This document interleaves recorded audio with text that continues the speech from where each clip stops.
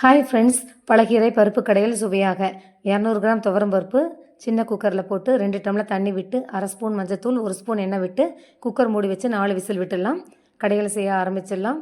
அடுப்பை மீடியம் ஃப்ளேமில் வச்சு மண் வடச்சட்டியில் 2 ஸ்பூன் எண்ணெய் 1 ஸ்பூன் கடுகு வெடித்ததும் 1 ஸ்பூன் தாளிக்கிற உளுத்தம் பருப்பு போட்டிருக்கேன். 2 பெரிய வெங்காயம் பொடியாக கட் பண்ணது, 3 பச்சை மிளகா 1 வரமிளகா 2ஆக கட் பண்ணி சேர்த்துருக்கேன்.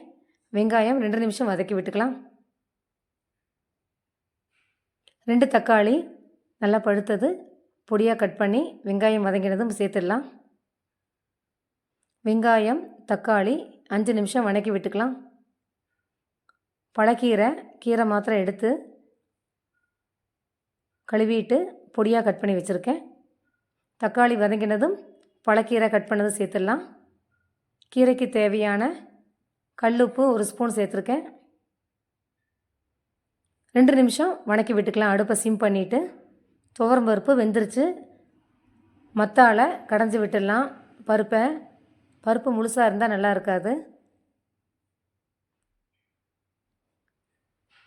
கீரை வதக்கி விட்டதுக்கப்புறம் துவரம் பருப்பு கடைஞ்சதை இதில் சேர்த்துடலாம். 1 டம்ளர் தண்ணி சேர்த்துருக்கேன். கலந்து விட்டுக்கலாம். அடுப்பை மீடியம் ஃப்ளேமில் வச்சு 5 நிமிஷம் கொதி வரட்டும். குதிரவாளி அரிசி, மட்டை அரிசி, கருப்பு கவுளி அரிசி கூட இது மாதிரி கடையில் செஞ்சு சாப்பிடுங்க, சூப்பராக இருக்கும். நான் இன்றைக்கி மட்டை அரிசி தான் செஞ்சுருக்கேன். இதே மாதிரி பருப்பு கடையில் நீங்களும் செஞ்சு பாருங்கள். எப்படி இருக்குன்னு கமெண்டில் சொல்லுங்கள். Thank you friends.